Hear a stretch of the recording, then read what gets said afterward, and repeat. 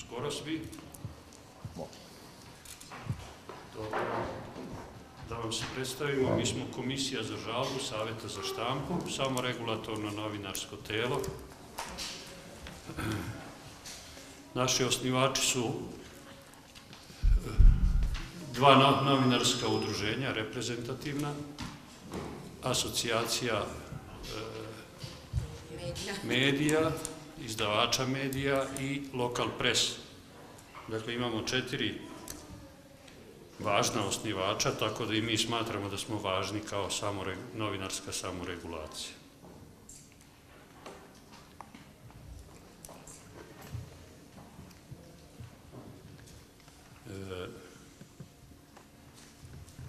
Nama se žale ljudi ili organizacije koje se smatraju povređenima ili oštećenima u nekim tekstovima ili sadržajima u online medijima i mi razmatramo njihove žalbe i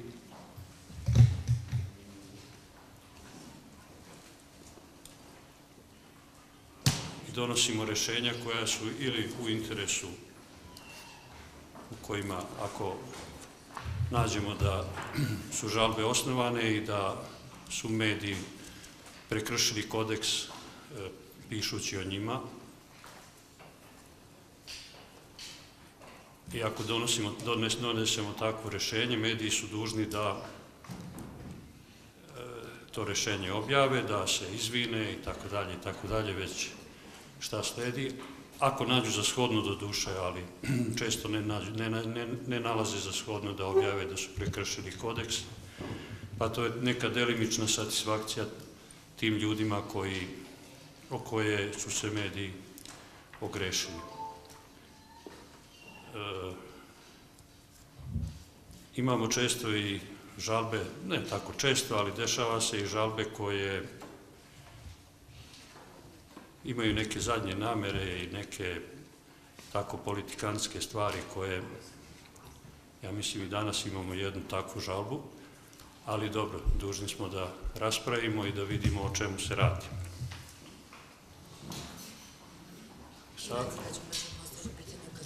Savjet za štampu, koliko ima članova? Koliko mi imamo više? Da, preuzme Gordana, Vlada je nešto indisponiran. Dakle, ove naša redovna sednica Komisije za žalbe koje održavamo svakog poslednjeg četvrtka u mesecu i razmatramo žalbe koje su stigle u proteklom periodu, tako da ćete moći tome da prisustujete i kad završimo sa odlučivanjem, onda možemo da pričamo o ovome što radimo, da postavljate pitanje ili da prokomentarišete odluke koje smo doneli. Komisija inače ima 11 članova, 4 su predstavnici novinarskih udruženja, 4 predstavnici izdavača i 3 predstavnika javnosti imamo, odnosno civilnog društva. Ja sad ne znam da vas ja predstavim ili ćete pojedinačno. Da, pošto je problem zbog mikrofona, dakle, Dragan Đorđević, on je ovde domaćin danas, i predstavnik javnosti u Komisiji za žalbe, Petar Jeremić, Ljiljana Smajlović, predstavnici Udruženja novinara Srbije, Stojan Marković, predstavnik lokal presa, Vera Didanović, predstavnica asocijacije medija, predstavnici NUNS-a Tamara Skroza i Vlade Mareš koji je predsjedavajući, onda Zlatko Čobović, takođe predstavnik asocijacije medija, isto kao i Vera Barišić-Popović, i imamo još 2 predstavnice javnosti, Ivana Sjelja i Nevena Krivokapić. To je to. Imaš nešto? Super. To je to. Ja sam vidim na glasanje.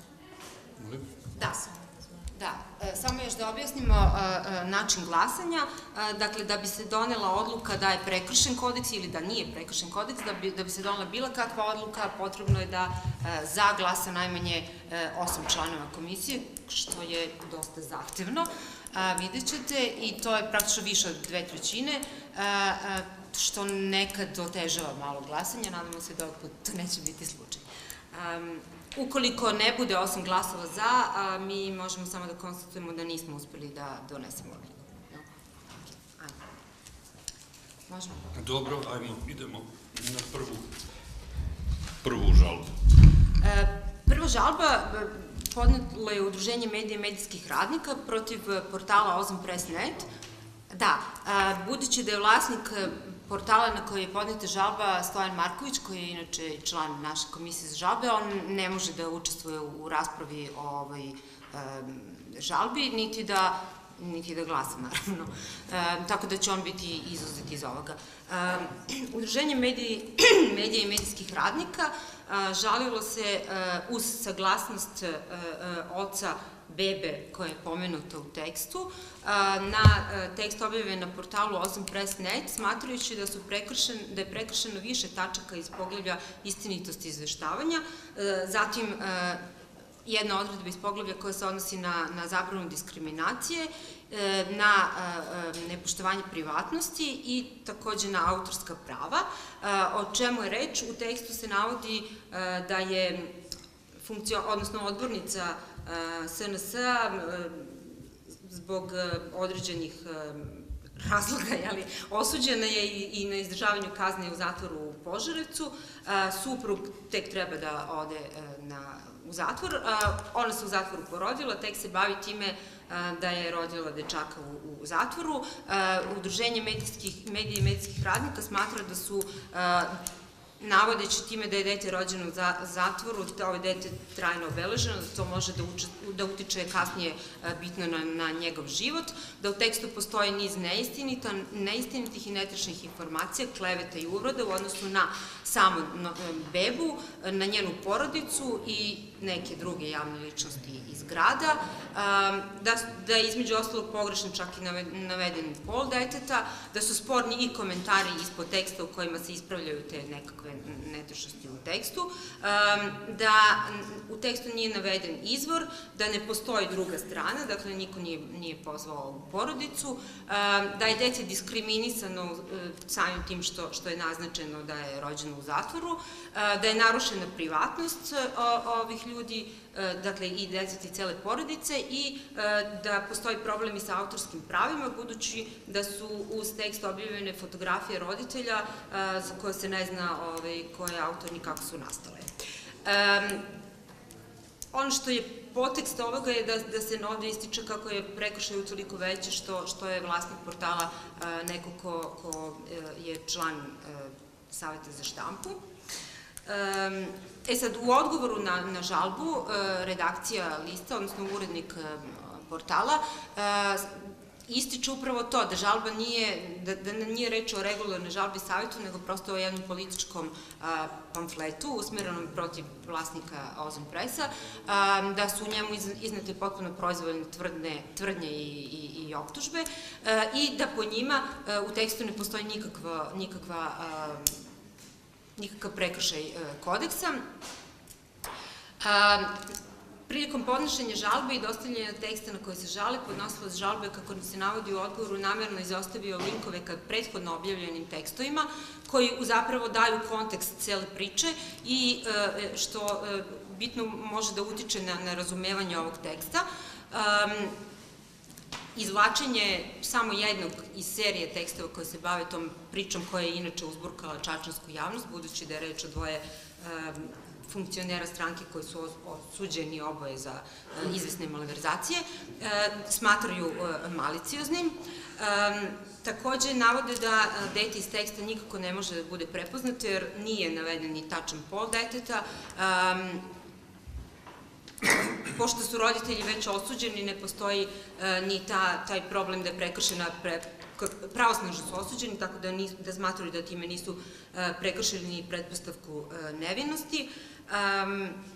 Sad, fotografije, pošto ni podnosilac žalbe, ni otac koji se saglasio sa podnošenjem žalbe nisu autori fotografije, nemaju pravo da se žali po tom osnovu, jer, odnosno to kaže urednik sajta, budući da nemaju autorska prava na fotografije, niti znaju ko na njih ima prava. I još se ovde ističe da je zapravo u potekstu cele priče lični obračun sa vlasnikom portala i da zapravo Udruženje medija i medijskih radnika na ovaj način pokušava da zloupotrebi Savet za štampu, odnosno da ga disciplinuje i da kadrira u njemu, jer se u žalbi između ostalog traži i ostavka Stojana Markovića. Ili smene, kako god. To je to. Dobro. Dobro, ja, samo bih rekao da nisam siguran da je trebalo uopšte da prihvatimo ovu žalbu, jer je po mom mišljenju krajnje bezobrazno napisana. Tu se pominje neke pokazne vežbe, nešto oni bi da provetravaju, nešto Savez za štampu i tako dalje. To nije put, ako to tako nešto hoće da rade, ima to kako se radi, a ne na ovaj način i ne kroz žalbu. Dakle, oni su ovom svojom žalbom praktično pobrkali lončiće. Ali dobro, pošto je prihvaćena žalba i naše je da vidimo šta se tu i o čemu radi. Izvolite.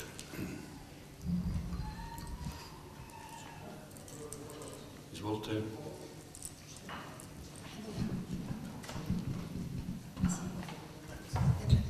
Ne treba ništa.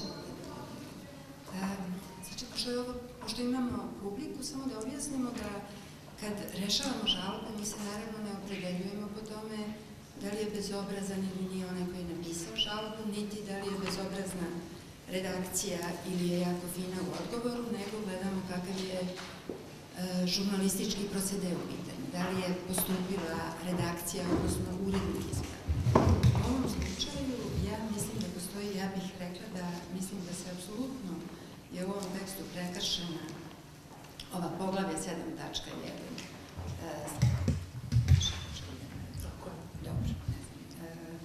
našeg kodeksa, koja glasi: novinar poštuje privatnost, dostojanstvo i integritet ljudi o kojima piše.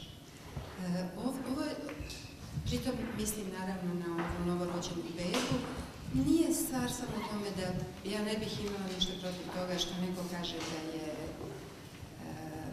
da je dete rođeno u zatvoru, ali ukupan kontekst ovog teksta, ta neke stvarno insinuacije kako je ta beba nekako postala deo neke porodice lopovske, pa će i ta beba i njoj će se oduživati nekim nezakonitim privilegijama onih kojim je majka bebe činila usluge dok je bila odbornica. To stvarno ne može nikako da se shvati kao tretiranje ljudskog stvorenja, poštujući njegovo dostojanstvo, integritet i privatnost.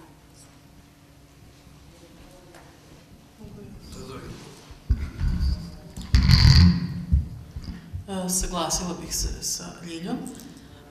Mislim da je ovde kršenje prava na privatnost apsolutno u pitanju, ali bih se samo malčice osvrnula na to da se naš kodeks novinara Srbije, koji bi trebalo da poštuju svi novinari i novinarke u ovoj državi, posebno bavi tom problematikom i to je nekako i globalno jako važna tema, poštovanje privatnosti u medijima.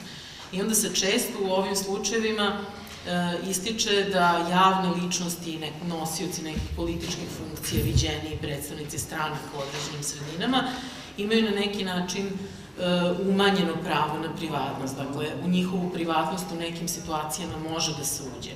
Ali ovo, po mom mišljenju, svakako nije ta situacija i nije tema u koju bi bilo ko trebalo da ulazi. Dakle, da je u pitanju najviše nosilac državne vlasti, to gde je, to jest kako je rođena, kad je rođena beba, kog pola, šta okolnosti porođaja su apsolutno domen privatnosti svakog čoveka, bez obzira da li taj čovek služi zatvorsku kaznu, da li predsednik države, da li je već šta li je. To je domen privatnosti u koji ne bi smelo da se ulazi.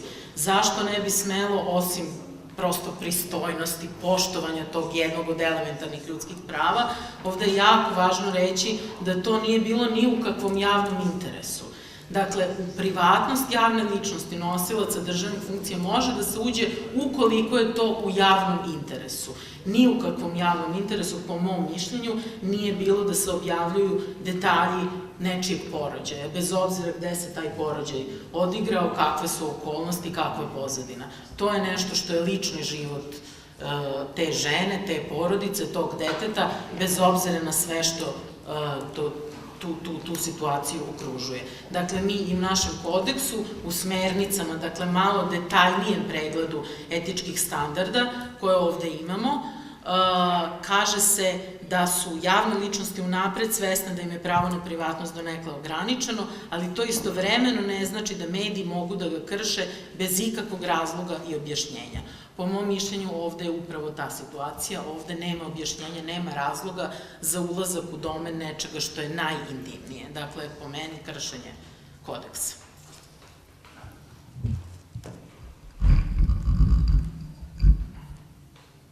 Izvolite, Nevena.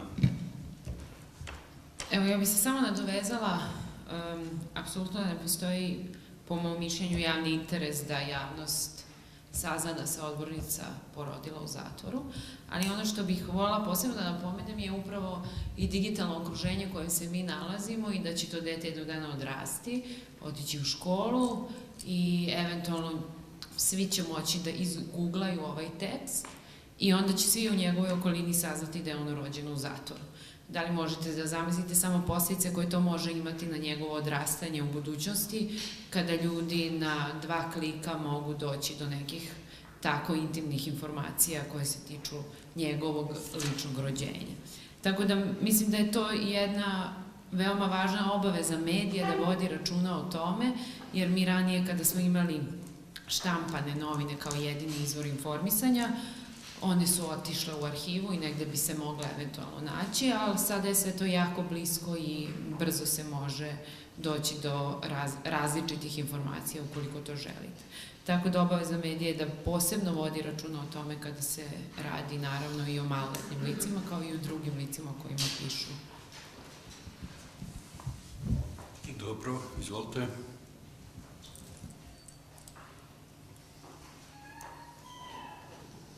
Je li imamo još?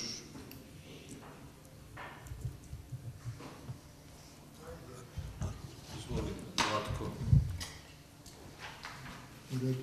Može. Sve činjenice su ovde, po meni, na strani, da kažem, medija koji je objavio tekst, osim ovo o čemu je Nevena govorila. Dakle, da je dete rođeno u zatvoru. Prvo, moram da kažem da je 2/3, polovina ili 2/3 žalbe se ne odnosi na tekst, nego se odnosi na medij i kvalifikuje medij i vlasnika medija. Drugo, jasno iz ovoga da je reč o jednom, da kažem, lokalnom političkom obračunu 2 medija, podnosioca žalbe i medija u kojem je tekst objavljen. Treće, što se tiče teksta, zašto kažem da su sve činjenice? Zato što u tekstu nije navedeno, tekst ja ne mogu da posmatram izolovano. Ako posmatrate tekst izolovano kao kako je navedeno u žalbi, apsolutno je istrgnut besmislen tekst i ajde ne kažem glup, ali visi, jednostavno novinarski rečeno visi. Ja ga gledam, pošto smo dobili ovde materijal od ovoga medija koji je odgovorio na žalbu, ja ga gledam kao jedan deo serije od 3 teksta i tako mora da se posmatra, zato što je u onim prethodnim tekstovima praktično objašnjeno dosta pozadina je data i za ovaj treći tekst. Dalje, mislim da je autor teksta, znači ako gledamo celinu sva ta 3 teksta, da je objašnjeno da su i otac i majka, da imaju kriminalne dosije, to su činjenice. I jednostavno činjenica je i da je, kao što je činjenica da je reč o partijskoj pozadini celog tog i pisanja i reagovanja na pisanje. Međutim, kad je reč o delu žalbe koji se odnosi na autorsko, na fotografije, tu mislim da je upravo u odgovoru medija protiv koga je podneta žalba, a to je da zaštita autorskog prava može da traži samo autor ili nosilac autorskog prava. Organizacija medijska koja je ovde podnela žalbu nije ni autor, niti nosilac autorskog prava, a to nije ni na fotografijama, a to nije ni i ovaj čovek koji je dao ovlašćenje medijskoj organizaciji. Dakle, po meni ni ova primjedba ne stoji. Jedino je da ponovim, potpuno bi sve bilo jasno da nije ove rečenice, da nije ovog navoda koji zapravo bi se novinarski reklo služi da dosoli, a to je da je dete rođeno, što je nesporna činjenica i to treba da naglasim. U odgovoru na žalbu se navodi da to nije tačna činjenica, međutim to je iz ovog dokumenta koji je priložen proizilazi da je to je tačno. Međutim, tim navođenjem zaista se to dete, bez obzira što je pol naveden drugačije, da li namerno ili ne, dovodi u situaciju da jednog dana, jer to će ostati zabeleženo na globalnoj mreži, da jednog dana vidi i da jednog dana zbog te činjenice koje je napisano u tekstu trpi posledice. Eto, to bi bilo. Dobro, izvolite. Imamo još, nemamo, da glasamo. Petre? Ja sam htio da kažem da ja mislim da ovde ničim kodeks nije prekršen osim ovim detetom. Znači oni jesu odbornici, odnosno žena jeste odbornik, jeste osuđena za kriminalnu aktivnost. Njen muž jeste osuđen kao kriminalac. Njegovi roditelji su osuđeni kao kriminalac. Činjenica da se porodila u zatvoru. Zašto te porođe je važno za javnost? I ne mislim da je, pa dobro, ja ne mislim da je time prekršen kodeks, ali mislim da je prekršen kodeks pominjanjem deteta i stavljanjem u taj kontekst. Znači, ništa drugo što stoji ovde mislim da nije, možda je tekst ovakav ili onakav, o tome može se diskutuje, ali da dete nije u taj kodeks, jer to dete nije krivo što su roditelji kriminalci.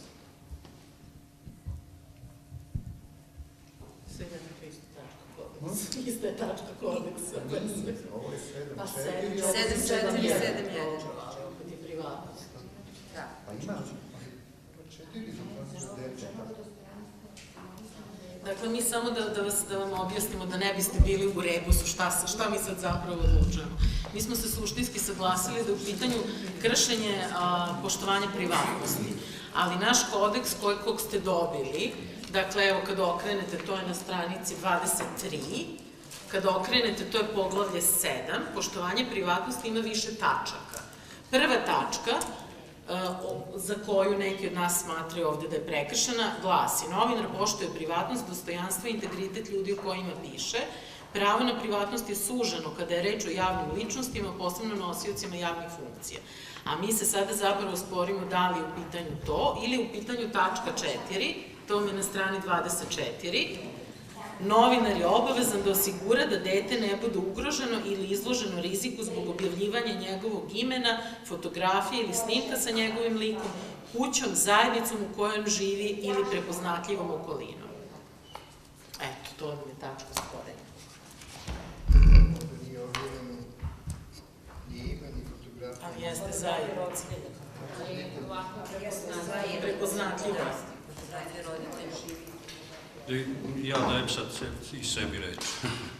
Ovo nije, ne zaključujem, nego kao i svaki član komisije imam pravo na svoje mišljenje i kasnije ćemo glasati. Ja se potpuno slažem sa Petrom i malo ću da pojačam to što je on rekao i dalje ponovit ću da mislim da je ova žalba jedan politikanski pamflet i bezobrazluk, bez obzira što se Ljilji ta reč ne sviđa. Ovo je priča koja postoji u Čačku već duže vremena, to je, iza toga jeste politička igra, očigledna, a ovo što je ovaj medij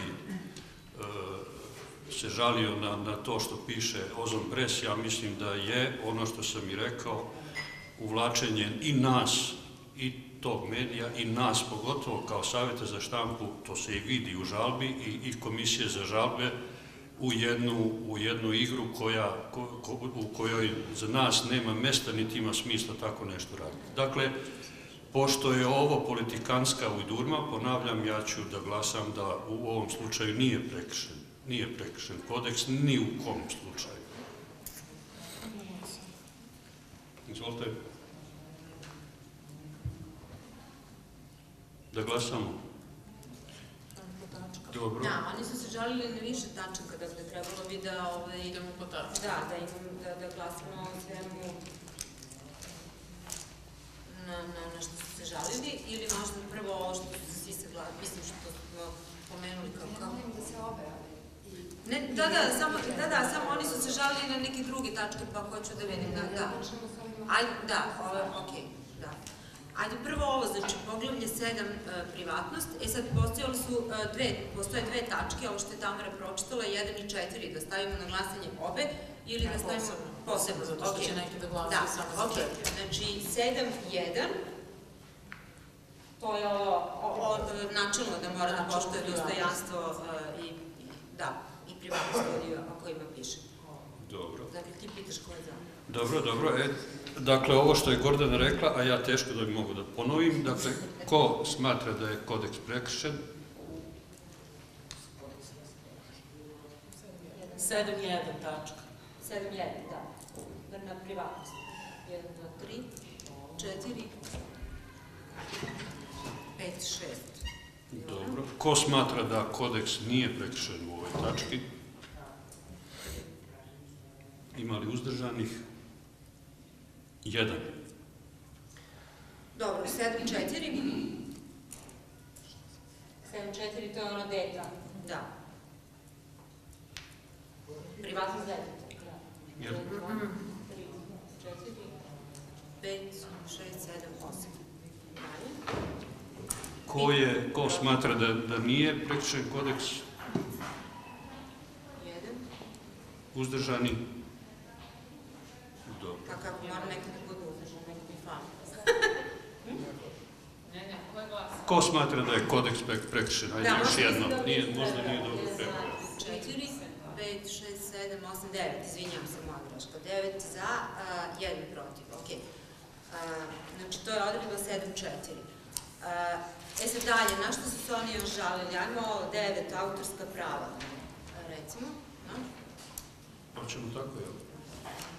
Koji tačka su se članovi? Autorska prava, na celo pogledu su se žalili. Da.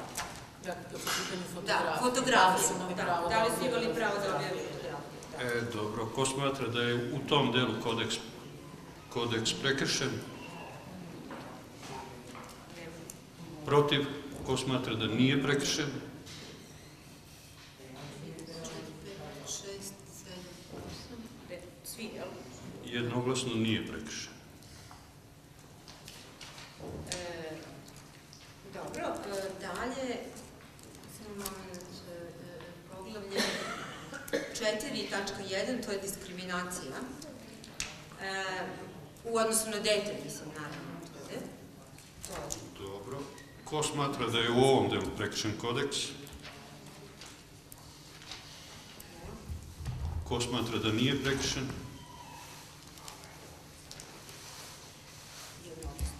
Uzdržani? Ne, jednoglasno nije. I imamo još ove tačke 1, 3, 5, možda da stavimo sve zajedno, poglavlje 1. Da, istinitost izveštavanja. To. Dobro, znači u delu o istinitosti izveštavanju, ko smatra da je prekršen kodeks? 1.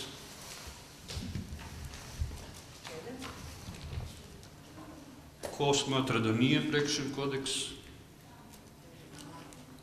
4, 5, 6. Uzdržani?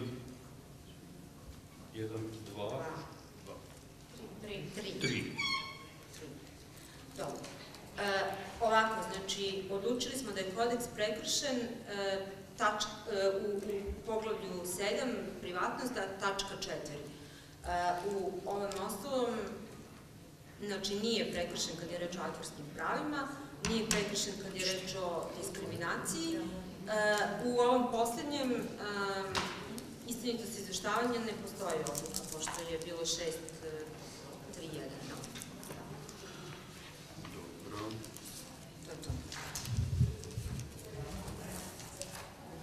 Dobro. Idemo dalje. Dobro, druga žalba može da se vrati. ako želi.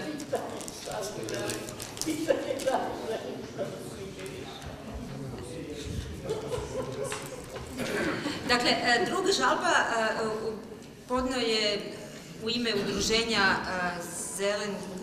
ljubitelja, kako se zove, Savskog? Zeleni raj, ljubitelja reke Save. Žalba se odnosi na tekst objavljen na portalu Espresso. Podnosilac žalbe smatra da je u tekstu izneto više neistinitih stvari, optužbi, klevete i glasina, tako da on u suštini ovde zastupa ove vlasnike objekata o kojima je u tekstu reč, odnosno, mislim, udruženje koje piše, smatra da je tekst tendenciozan, maliciozan, da dovodi u zabludu čitaoce, da oni nemaju nikakve dozvole za gradnju tih objekata, a da zapravo imaju dozvole koje se odnose na korišćenje vodnog zemljišta koje su im davali nadležni organi, da nije tačno da oni zagađuju okolinu, ovde se navodi da imaju septičke jame, on kaže nemamo mi nikakve septičke jame, mi ispuštamo to u reku koji svi ostali, da je tekst dramatičan, da se izaziva na taj način mržnja i bes prema njima, a da je video koji je emitovan, koji je u okviru teksta čist falsifikat, insinuira se da su ovi vlasnici objekata u nekoj sprezi sa vlašću i da on kaže da portal Espresso zapravo odrađuje ovu priču za neku drugu političku opciju koja se zalaže za rušenje svih tih objekata i da to nije prvi put. Ovde su priloženi tekstovi, samo da pojasnim, žalba se ne odnosi na te prethodne tekstove, to su dostavili samo kao ilustraciju kojima je već portal pisao o tome više puta, te smatra zbog toga da postoji hajka protiv njih. Sad, urednik portala prvo nije hteo da odgovori na žalbu, uopšte smatrajući da oni nisu, da prosto kao ne želi da priča sa nelegitimnim graditeljima kuća, odnosno kriminalcima u njegovoj verziji, a onda je ipak poslao na kraju odgovor u kome navodi da postoji ozbiljan javni interes da se o ovome piše i da je to bio jedini motiv prilikom objavljivanja tekstova, da u žalbi postoji to da oni nisu ovde pomenuti kao druga strana, dakle da ih niko nije zvao da ih nešto pita, na to on odgovara da on nije njih ni prepoznao kao drugu stranu, budući da se u tekstu ne pominje ni to udruženje, ni ovaj čovek imenom i prezimenom, dakle nisu smatrali da treba njih da pitaju, da su inače više puta odlazili tamo na teren i pokušavali da razgovaraju sa vlasnicima tih bespravno sazidanih objekata koji nikada nisu hteli sa njima da razgovaraju, da postoji sukob i između grada i opštine Novi Beograd oko toga ko je za to nadležan, te da ni od njih nekako nisu uspevali da dobiju informaciju i da su zapravo prinuđeni zbog toga bili da pišu na ovaj način, da mu se ovo udruženje ni posle objavljivanja teksta nije obratilo, a da su oni bili spremni da i njih saslušaju, da su im poslali nekakvo reagovanje ili demati ili bilo šta slično. I u principu to i da je video koji je objavljen uz tekst nije proizvod, tako kažem, redakcije Espressa, nego je preuzet sa Twitter Novog. Eto, to je. Dobro, izvolite. Zlatko.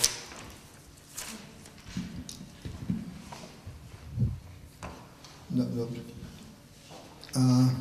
Nesporna je činjenica da nijedna zgrada, nijedna vikendica, nijedan objekat na obali reke Save nema građevinsku dozvolu i da je ilegalno podignut. Ne stoji i nesporno je da je javni interes da se o toj pojavi piše i da se ta pojava reši. Nažalost, piše se, ali se ništa ne rešava već godinu. Mislim da nije prekršen kodeks u ovom slučaju. Portal piše o tome što treba da piše, piše na pravi način. Osvrnuo bi se na nekoliko navoda iz odgovora ovog udruženja koje se zove Zeleni raj. Iz žalbe, da, izvinjam se. Iz žalbe udruženja Zeleni raj. A to je, oni navode, mi imamo odobrenje, imamo rešenja, to se zove Srbija voda i Beograd voda iz 99. godine. To su rešenja koja su rešenja i odnose se na korišćenje priobalnog zemljišta, nisu građevinske dozvole, znači po tim rešenjima oni mogu da koriste, ne mogu da zakopaju ašov, da sazidaju ništa, oni koji su dobili te parcele na korišćenje, a oni su sazidali kuće. Dakle, apsolutno ne stoji taj argument. Dalje, Zeleni raj, izvoj bi se zaključak da je prva asocijacija bi bila da je to neka ekološka organizacija koja kaže u svojoj žalbi nemamo septičke jame, ali sve ispuštamo u reku. Dve su varijante ako nemaju septičke jame. Prvo, nisu imali dozvolu da to sazidaju, odakle otpadne vode ispuštaju. Drugo, ili ih ispuštaju ako nemaju septičke jame u reku, ili ih ispuštaju te otpadne vode u gradsku kanalizaciju. U oba slučaje je to katastrofa. Prvo zagađuju, Zeleni raj zagađuje reku ako ispušta u reku, a zagađuje društvo zato što je nelegalno, ako ispušta u gradsku kanalizaciju, zato što je nelegalno prikopčena na gradsku kanalizaciju. Dakle, po meni ni u jednoj tački ovde nije prekršen kodeks. Dobro, izvolite. Evo. Ko je Tamara? Ja se slažem sa Zlatkom. Ovo je opšte poznati slučaj, postoje poznat kada je otkriveno da su neke od vikendica koje su tamo podignute da pripadaju porodici bivšeg predsjednika Tomislava Nikolića. I ta priča već jako dugo traje i užasno obiman materijal koji upravo dokazuje ono što je u tekstu ovog portala na način koji su oni odabrali i predstavljeno. Dakle, postoji obimna dokumentacija, stručna, akademska, koja dokazuje da te vikendice ugrožavaju vodosnabdevanje Beograda i da stvarno svi možemo samo nebesima da se molimo da tu ne dođe do nekog većeg zla i većih problema, pre svega zdravstvenih. Pre svega nekoliko dana jedan viđeni akademik je poslao pismo gradonačelniku Beograda u kome sve potanko objašnjava, ali to naravno sad nije tema ove naše rasprave. U svakom slučaju ovde ne vidim kršenje bilo koje tačke kodeksa, a pre svega ne vidim kršenje tačke koja se tiče istinitosti izveštavanja. Bez obzira što ovde nije na baš potpuno očigledan način predstavljeno sve što u tom slučaju postoji, ovo je pre svega jedan kratak tekst, o tom slučaju se toliko već zna i toliko se već pisalo da je ovo samo kap u moru materijala koji nekako upiru prst u one koji su potpuno nelegalno, bez ikakvih papira, bez ikakvih dozvola, ne samo podigli građevine, nego ugrozili bezbednost građana i građanki Beograda. Tako da ovde apsolutno ne vidim nikakav razlog. Sad meni je možda zaista promaklo, ja ne vidim u tekstu da se taj Zeleni raj pominje i mislim da je tu u odgovoru redakcija dobro prosto reagovala, ne znam koliko oni imaju uopšte osnove da se žale, oni jesu udruženje koje je nastalo okupljanjem tih vlasnika nekretnina na taj način podignutih, ali njih lično niko ne proziva, ali okej, to je sad već prihvatili smo žalbu, pa je to tako kako je. U svakom slučaju mislim da ovo nije kršenje kodeksa, da je to problem o kojem mora da se piše i mora nekako i više i ozbiljnije i zato što ugrožava bezbednost. Nije samo stvar u kršenju zakona, nego je stvar u konkretnom kršenju bezbednosti ljudi koji žive na obalama reka. Dobro, izvolite. Izvolite. I ja mislim da kodeks nije prekršen, da ovde postoji nesumnjiv javni interes i da je najveći problem i društva, a i medija to što zaštita životne sredine i zdravlje ljudi uopšte nisu u fokusu, već su nam stalno u fokusu neke druge stvari. Tako da mislim da je jako važno pisati o ovim stvarima koje mogu da izazovu neke ozbiljne i dugoročno štetne posledice. Dobro, izvolite, Ljilja. Ja se ne slažem, jer mislim da je prekršen kodeks upravo kad je reč o istinitosti izveštavanja. Mene sve više brine praksa na ovoj komisiji da se mi opredeljujemo između bespravnih graditelja ili beskrupuloznih graditelja bez dozvole i beskrupuloznih novinara, da treba pisati o ekologiji, ali ne na ovaj način. Ovde nije poštovano nijedno pravilo o izveštavanju, ovde je prenesen, redakcija se brani time da je sa društvenih mreža pokupila video materijal, ja ne vidim da je ovde išta urađeno od onoga što kodeks zahteva kad je izveštavanje korektno u pitanju. Vrlo mi je neuverljivo ovo da ovi ljudi onako neće da govore, pa ih nismo ništa ni pitali. I ponovo apelujem komisiju da se ne opredeljuje između toga ko... Ne radi se ovde o tome jesmo li mi za bespravnu gradnju ili smo protiv bespravne, jesmo li za zdravu okolinu ili protiv zdrave okoline. Mi govorimo o redakcijskom prosedeu, kako se ovi ljudi bave novinarstvom, a ne opredeljujemo se između onih koji grade bespravno i onih koji loše izveštavaju. Dobro, izvolite. Ima još neko ili da glasamo? Petre. Meni ovde pre svega sveta prenet je jedan video za koji mi nemamo dokaz da li je on autentičan ili nije. Ovi ljudi tvrde da on nije autentičan i da je izmontiran. U tekstu se tvrdi da su to septičke jame, a mi nemamo, oni demantuju da postoje septičke jame. Znači, tu sam u problemu sa istinitošću izveštavanja. Niko nije proverio da li te septičke jame postoje ili ne postoje. I gledam tekst kao tekst, ne mogu da gledam u celom kontekstu. Slažem se, to je bespravno podignuto, to je opasnost za grad, sve to nije sporno. Ali u samom tekstu meni fali da li te septičke jame postoje, na čemu se tekst bazira, ili te septičke jame uopšte ne postoje. To mi iz teksta niti je dokazano, niti mi je sad jasno iz videa da li je to to. Dobro, izvolite. Hoće li neko još? Neće, prvi put, drugi put prodato. Idemo na glasanje. Da, sam da vidim tačno. Da, koje su tačke žalbe, samo ovo.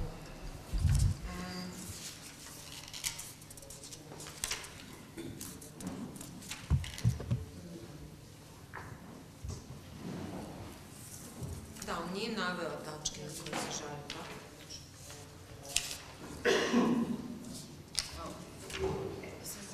Jeste, da, izvinjam se. Znači, ovako, to je, novinar je dužan da kad je neophodno konsultuje što više izvora i da im omogući da iznesu svoj stav. To je poglavlje istinitosti izveštavanja. Znači, to je jedna tačka.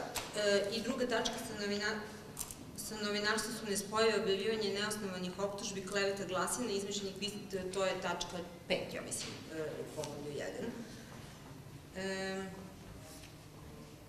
To je to, na te dve tačke se žalio, ako ja znam, da. To je to, jel? Da. Dobro. Ovako kako je Gordana rekla, ko smatra da je prekršen kodeks? Da, možemo. Prva tačka, znači novinar je dužan kad je neophodno da konsultuju što više izvora i omogućim da, to je poglavlje 1, tačka 4, je, da. Konsultuje što više izvora i omogućim da iznese svoj stav. To je zašto glasam. Dobro, znači po ovoj tački ko smatra da je kodeks prekršen? 2. Ko smatra da nije prekršen? 6, jel? Ne znam. 1, 2, 3, 4, 5, 6, 7, 8. Uzdržani? 9. 9-2. Aha, ok. Nisam dobro broj. Dobro, drugo je poglavlje 1, tačka 5, sa novinarstvom nespojive sa objavljivanjem neosnovanih optužbi, kleveta, glasina, kao izmišljenih pisama, čiji autor nije poznat. Znači, to. Dobro, ko smatra da je prekršen kodeks? Niko. Ko smatra da nije prekršen kodeks? Jednoglasno, nema uzdržanja. Dobro. To je to. Ništa, konstatovali ovde da nije prekršen kodeks.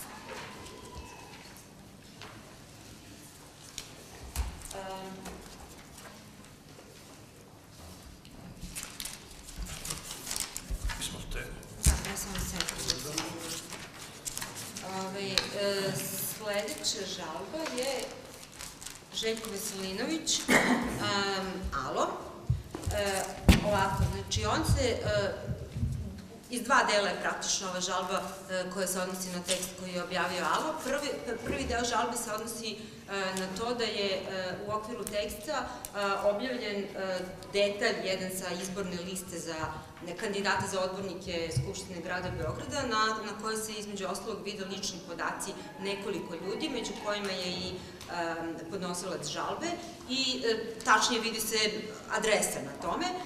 Oni navode ovde, naravno, da time smatruju da je prekršena odredba koja se odnosi na zaštitu privatnosti i još dodaju da je na sajtu, recimo, Gradske izborne komisije ne postoji takva izborna lista, odnosno ne postoji izborna lista sa adresama, nego je, pretpostavlja, novinar ovo dobio direktno iz izborne komisije. To je jedna stvar. Druga stvar na koju se žali je zapravo ovaj deo teksta u kome, što je sadržaj u suštini teksta, u kome se on proglašava za rasistu i citira se njegov tweet od prošle godine, mislim da je naveo nešto pre juna prošle godine, da objavljuje Romi ruže naše parkove. Sad, on ovde objašnjava čitavu tu priču kako je to izvučeno iz konteksta, kako je taj tweet sada praktično i nemoguće naći na Twitteru, nego je vjerojatno neko ranije pratio taj nalog, da je on reagovao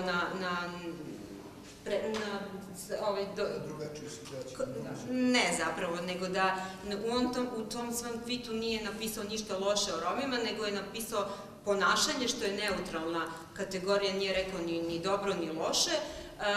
Reagovao je na dojavu svog prijatelja da se nešto dešava u parku i da je zapravo to sve izvučeno iz konteksta da bi se on proglasio rasistom, što naravno nije. Tako da jeste u tim tweetovima daljim, kako piše, koristio neke neprimerene reči, iznerviran ponašanjem nekih ljudi koji nisu shvatili objavu. Dakle, on je sad neprimereno reagovao na objave nekih drugih ljudi, a ne na samu pojavu, nije rekao nikakvu negativnu reč protiv Roma i niti ima razloga za to. I smatra naravno da je ovo deo političke kampanje pred lokalne izbore u Beogradu, zato što je on jedan od kandidata za odbornike na listi Dragan Đilas Beograd odluče, ljudi pobeđuju. Redakcija lista nije odgovorila na žalbu, a samo još nisam rekla na koje se zapravo odredbe žalio. 7.1 i sve, da, on je naveo ovde praktično... Samo na privatnu adresu? Da, da.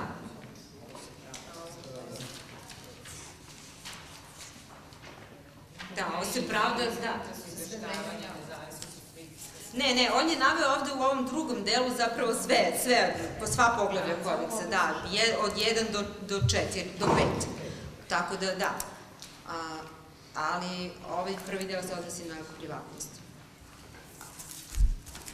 Jesi? Da. Dobro, izvolite.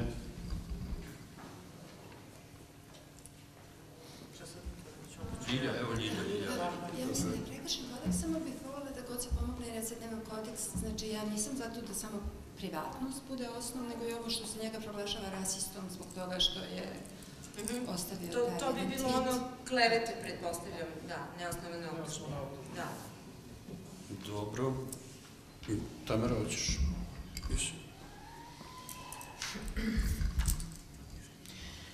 Ja mislim da jeste prekršeno pravo na privatnost, zato što stvarno objavljivanje fotografija, objavljivanje adresa jeste ulazak u domen privatnog par excellence, tako da apsolutno to.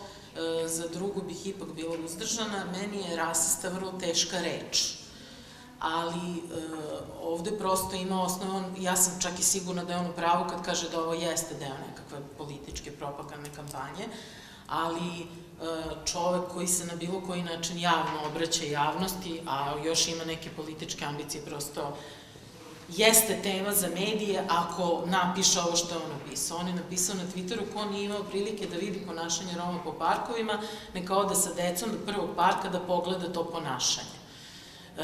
Alo ga je zbog toga nazvao rasistom, a on u objašnjenju, dakle u ovoj žalbi kaže što se moje objave tiče, u njoj ne navodim ni dobro ni loše ponašanje Roma. Koristim neutralno samo reč ponašanje, dakle svako ko želi da vidi ponašanje ljudi, u konkretnom slučaju Roma po parkovima, može da ode i pogleda njihovo ponašanje i samostalno donese zaključak. Dakle, ovo je što se mene tiče problematično, ali imam problem sa rečju rasista. Eto, prosto, da li je to na taj način trebalo da bude upiranje prstom u njega. Mislim da to jeste legitimna tema za medijsku analizu, samo eto, problem je kvalifikacije. To je ipak prejaka reč, čini mi se, za ovako nešto i iz ovako nečeg što on piše, koliko god to bilo ogavno, imam nekak utisak da ne može baš takav zaključak da se izvede. Dobro. Izvolite dalje. Petar. Ko je bio prvi? Petar. Nemam dilema da je prekršen kodeks objavljivanjem ovog podatka i posebno je pitanje kako su oni dobili te podatke. Znači, možda tu postoji ono nečasno sredstvo ili već šta u kodeksu prvo. Ali imam jedan drugi problem, znači mislim da je on neosnovano optužen i oklevetan, ako je tačno.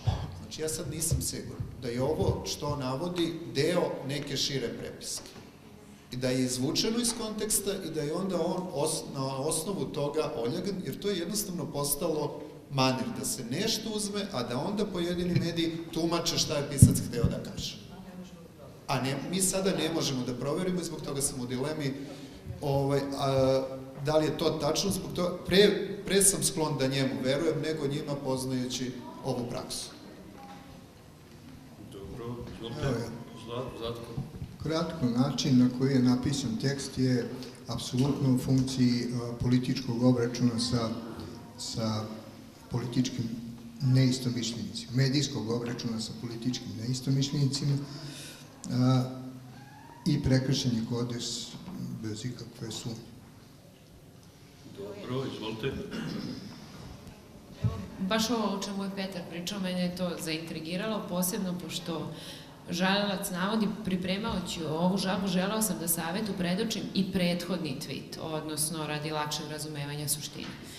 I inače, Twitter ima ograničenje svako ko ima preko 3000 tweetova, njemu sa timeline-a skidaju svaki sledeći, znači može imati samo 3000, ali postoji način da se nađu i prethodni.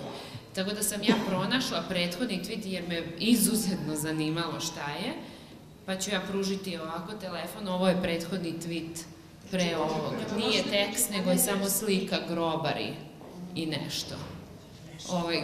I Vučić po sredini predstavlja. Tako da taj prethodni tweet, koliko ja ne mogu da pronađem nikakvu sličnost u odnosu na... Tako je. Nema veze, da. Tako da to mi je bilo zanimljivo zato što baš upravo zbog ovoga o čemu je Petar razgovarao, uzimaju se samo određene reči, rečenice, određeni tweetovi. Ne, imam ja sam pronašla deo od 15. maja, na primjer do 20. maja, da bih mogla čitav timeline da pogledam. I ništa nisam našla što ima veze, da kažem, sa parkovima ili Romima. Nema veze. Sad ću vam ja pokazati. Ali u principu to sam samo htjela da...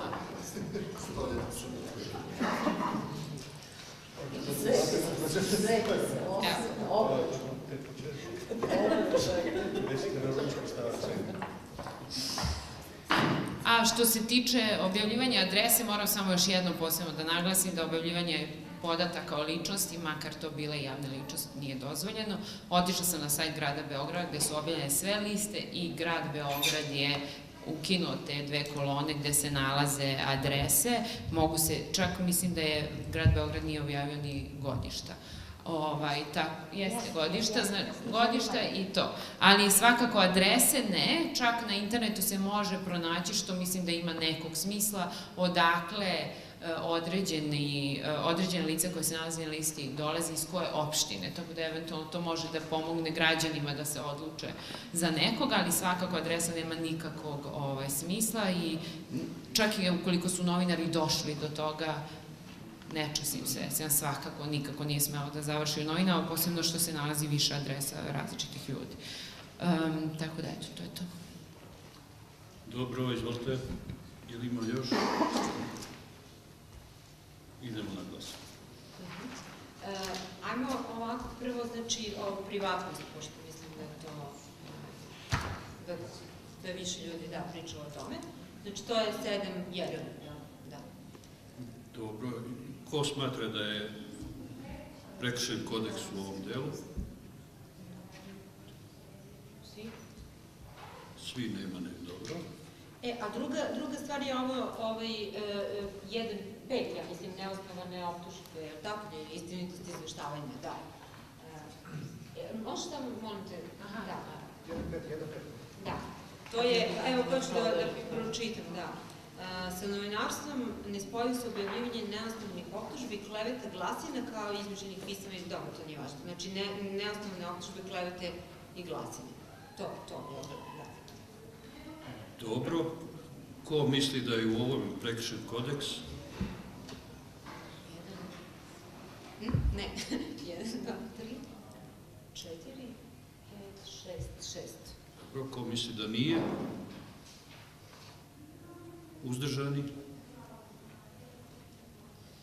5. Dobro, nemate odluku.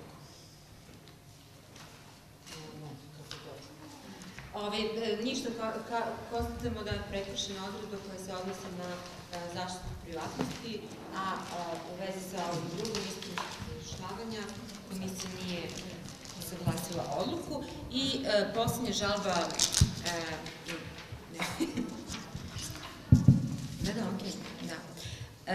posljednja žalba za danas, Vladan Vlajković i protiv nedeljnika, i mislim da su nedeljnik Palež.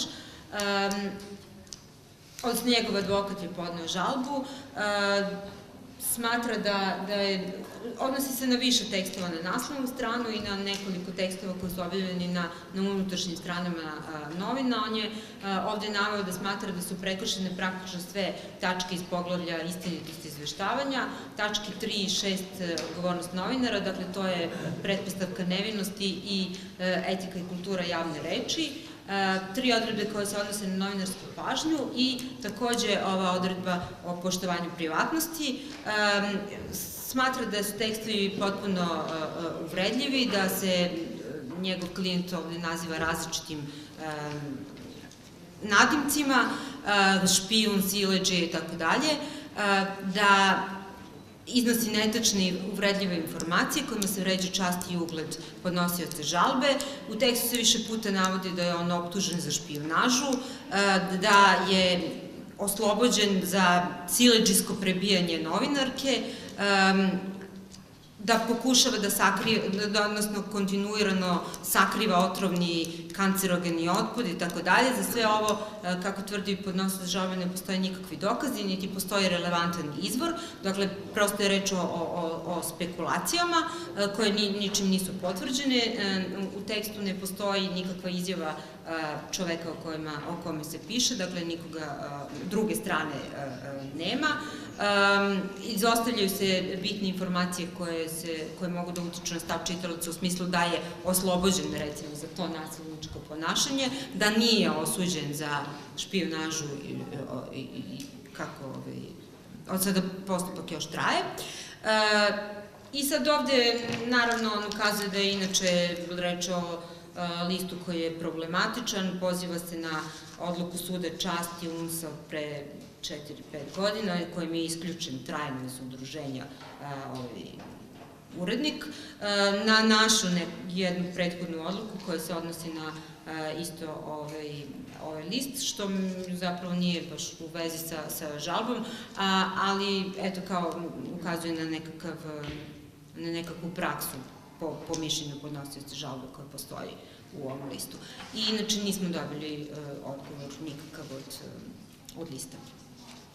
Da vrlo verovatno iza svega stoji i danas u vlasti čovek koga se mnogi i tako dalje i tako dalje.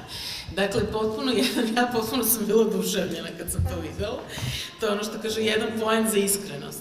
Dakle, medij koji sam priznaje otvoreno da nešto navodi iz neproverenih izvora. Nažalost, našim novinarima se često dešava da navode stvari iz neproverenih izvora, ali moram da priznam da meni je ovo prvi put da vidim da neko kaže da su neprovereni izvori, jer se novinari makar potrude da taj izvor izgleda relevantno. Pa kažu iz izvora bliskih, pa ne znam kome. To je u 90% slučajeva neprovereno, ali hoću da kažem, ovo je potpuno bizarna situacija.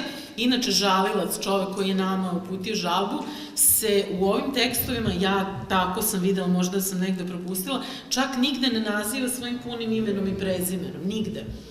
Nego pogrdnim nadimkom. Dakle, samo prezime stoji i pogrdnim.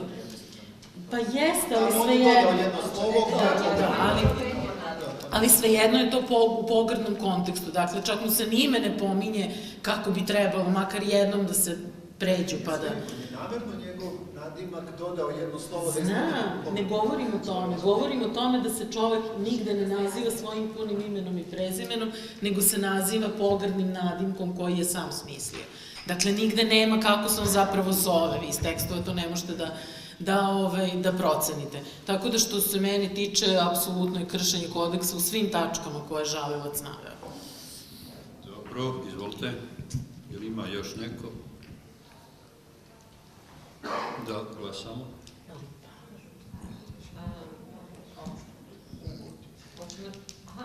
Mislite da glasamo za sve odjednom? Da, pošto nema grupe. Znači, evo, ja ću ponovit ću.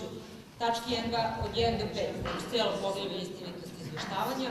Tački 3 i 6, odgovornost novinara. Tački 1, 2, 3, novinarska pažnja. I tačka 1, odeljak 7, poštovanje privatnosti. Za? Dobro, ko smatra da je prekršen kodeks u ovim tekstovima? Jednoglasno? Jednoglasno. Da, nema dalje. Ok, završeno. Nema izdržano. Dobro, to je to. Mi smo završili, da, sada bismo dozvolili vas da otvorili bismo ovo za neku vašu raspravu, utiske, pitanja, sve što imate da prokomentarišete, pitate nas ili bilo šta u vezi sa ovim žalbama ili nekim drugim, ili uopšte sa radom Saveta za štampu, šta god da vas zanima, izvolite. Ima li pitanja?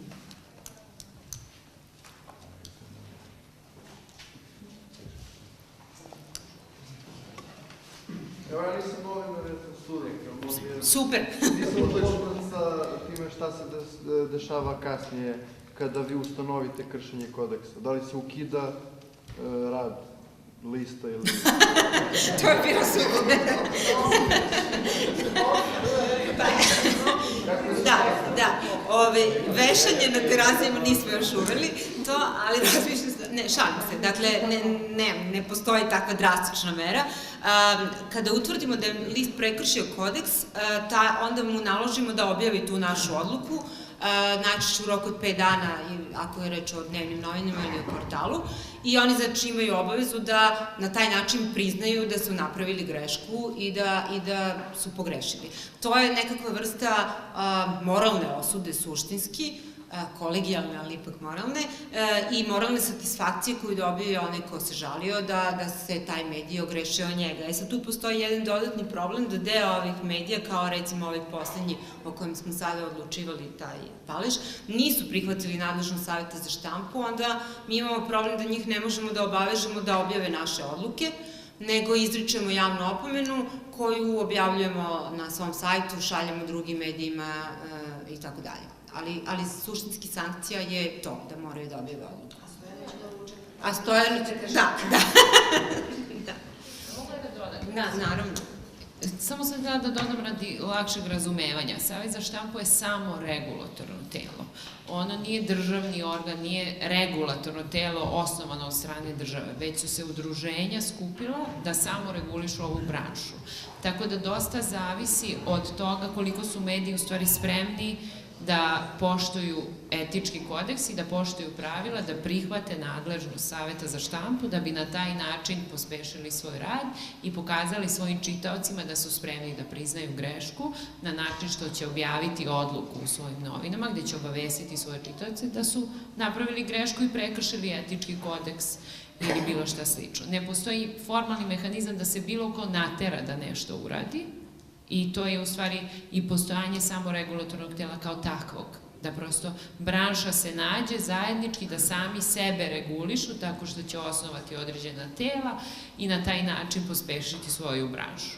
Tako da to je suština postojanja saveta kao takvog. Da pokažu odgovornost prema svojim čitaocima. Mi bismo naravno voleli da se naše odluke poštuju i na druge načine, odnosno da mediji koji su u više navrata opominjeni pred komisijom, na neki način budu, ajde, ne možemo da kažemo sankcionisani, ali da, na primer, ne dobijaju ogromna sredstva, ne dobijaju nikakva sredstva na konkursima lokalnih samouprave, republičke vlasti za finansiranje medijskih sadržaja koji su u javnom interesu. To ono što se popularno zove kao budžetsko finansiranje nije to. To je dakle finansiranje medijskih sadržaja u javnom interesu. Dakle, naša bi ideja i zajednička želja bila da takvi mediji na tim konkursima ne prolaze, ne dobijaju pare koje dobijaju.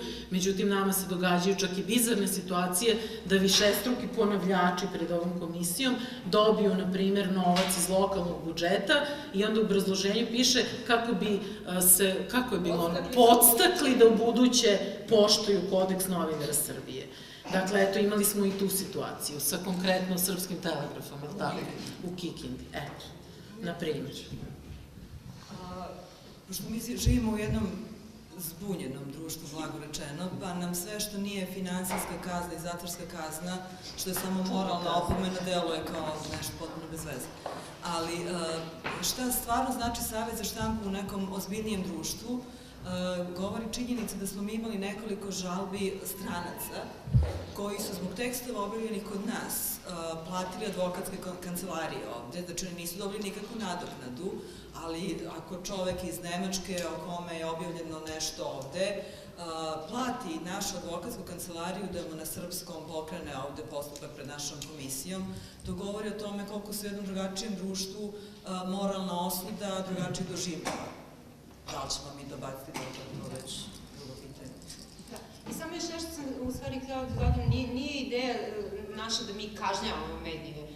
Suštinski bi trebalo da u nekoj idealnoj situaciji da kad mi donesemo odluku da je neko prekršio kodeks, da medije u buduće kad budu pisali neke slične tekstove, to imaju u vidu, da kažu šta nam je prošli put Savet za štampu poručio, pa mi sad sednemo pa razmotrimo kako ćemo da to izbjegnemo nadalje, jel? Tako da to je ideja da se oni nekako koriguju, da se praksa u medijima koriguje kroz ove naše odluke, do čega još ne stigli, ali verujem da jednog dana hoćemo. A sve naše odluke do sada, od početka našeg rada možete da pronađete na našem sajtu, znači Savet za štampu.rs. Tu imate i materijal, dakle sve ovo o čemu smo mi diskutovali, materijale za sve odluke, za sve žalbe koje smo do sada imali, i odluke sa obrazloženjima, dakle da vidite zašto smo u datom trenutku odlučili ovako ili onako. Dakle, vrlo transparentno. Ali, dakle, ako portal ili list ne prihvata nadležnost Saveta za štampu, ne može da se izjavi žalba. Može.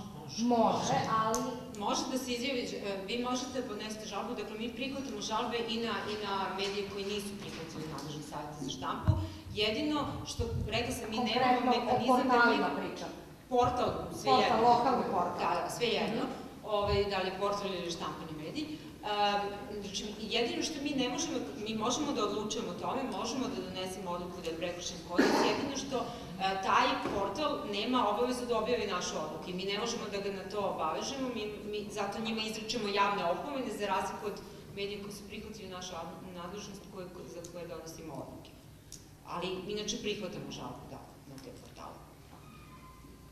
Peđa? Dobar dan svima. Peđa bih. Htio sam samo da dopunim informaciju, da dopunim ovu priču informacijom koja se tiče koji su prekršili kodeks, što je utvrdilo eventualno, znači ili Savet za štampu ili regulatorno telo za elektronske medije REM. Kada se podnese žalba Savetu za štampu i utvrdi se da je taj medij prekršio kodeks, po pravilniku o sufinansiranju javnog interesa u javnom informisanju, odnosno dokumentu, ispravite me ako grešim, ali dokumentu po kome bi trebalo oni koji raspisuju konkurse za sufinansiranje javnog informisanja, gradovi, opštine, ministarstvo, bi trebalo da uzimaju u obzir da li je neki medij kažnjavan pred Savetom za štampu. I to je praktično apsolutno jedini kriterijum koji je precizno definisan u tom pravilniku. Svi ostali kriterijumi su da li se medij pridržava profesionalnih standarda i tako dalje. Upravo to sam hteo da kažem. Govorim, znači, izvinjam se, nisam se predstavio, Predrag Blagojević, glavni urednik Južnih vesti i predsednik Asocijacije online medija.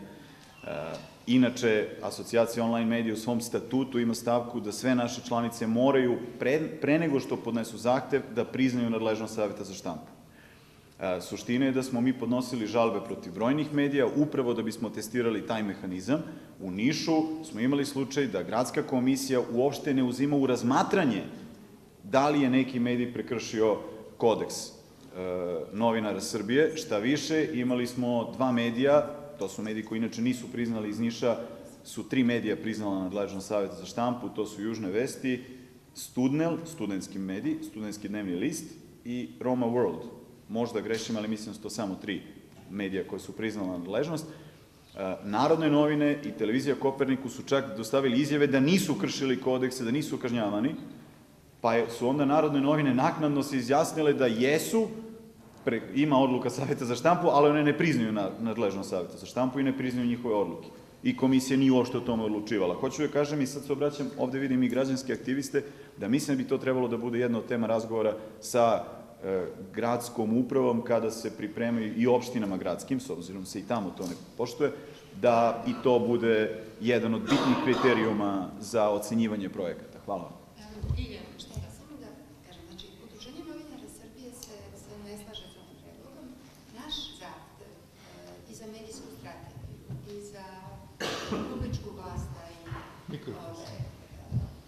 opštine je da se kao kriterijum pri davanju ovih sredstava budžetskih uzme da li se neko podvrgava autoritetu Saveta za štampu, znači da li objavljuje odluke.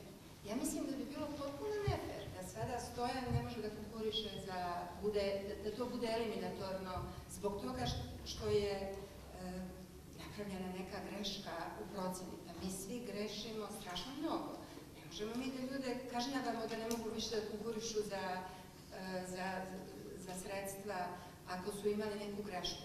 Mi ovde utvrđujemo kriterijum. Vi ste vidjeli do koje mere se mi u mnogim stvarima ne slažemo. Ovo suština ovakvih tela je da mi brusimo te kriterijume i da mi iznalazimo kako, pa ne može to svak da zna kako treba postupati. Ideja je da eliminatornim bude ovaj uslov, da pristaneš da objaviš presudu. Mi u Udruženju novinara Srbije smatramo da ministarstvo u Beogradu i opštine bi morali da prihvate to kao eliminatorno, da ne možeš uopšte da konkurišeš ako nisi spreman da presuda odluku svoje profesije ljudi, kako kažu eliminaciju, jury of one's peers, ne mogu da setim kako se to kaže, i onda posle toga možda, ovo je stvarno nekako i mukotrpno i uz puno neslaganja i noviji je oblik, ali barem da se respektuje na taj način da redakcije prihvataju da objavljuju odluke i one sa kojim se ne slažu, što je isto jako dobro i vaspitno i neki je pokazatelj dobre volje. I tu nam treba podrška i novinara i aktivista građanskih. Da, mislim, to je ideja da to bude, da eliminatorni faktor bude to, ako ne prihvate nadležnost saveta, ne objavljuje odluke, ne može uopšte da konkuriše. Kao što sada, recimo, ne može se konkuriše ako nisi upisan u APR-u tamo kao u registru medija. Samo da pojasnim to što je gospođa Smajlović rekla, ne slaže se, ja nisam ni tvrdio, niti smatram da to treba da bude eliminatorno, da se razumemo, ja sam samo rekao da je to jedini kriterijum koji se eksplicitno navodi u pravilniku. Dakle, da je vrlo bitan kriterijum pri ocenjivanju, znači što, da se razumemo, ne znači da je to eliminaciono, pritom postoji dodatni u nastavku te rečenice, da li je medij prihvatio odluku i da li je otklonio, da li je preduzeo mere da otkloni da se to ne ponavlja. Jer nije isto ako medij jednom ili 5 puta pogreši, apsolutno. Tako je. Ili ako pogreši, ako ga imamo na svakoj sednici. Zato kažem da ne bude da ja zagovaram suprotno, apsolutno se slažem sa ovim i mislim da bi to trebalo da bude vrlo bitna stvar. Hvala. Izvolite. Još nešto nas pitate, sad kad smo tu. Imate nekakve, kako kažem, dileme ili probleme ako možemo da pomognemo da probamo da... Osim novčanih problema. Osim novčanih u kojih ne možemo apsolutno da pomognemo. Tako da to... Da.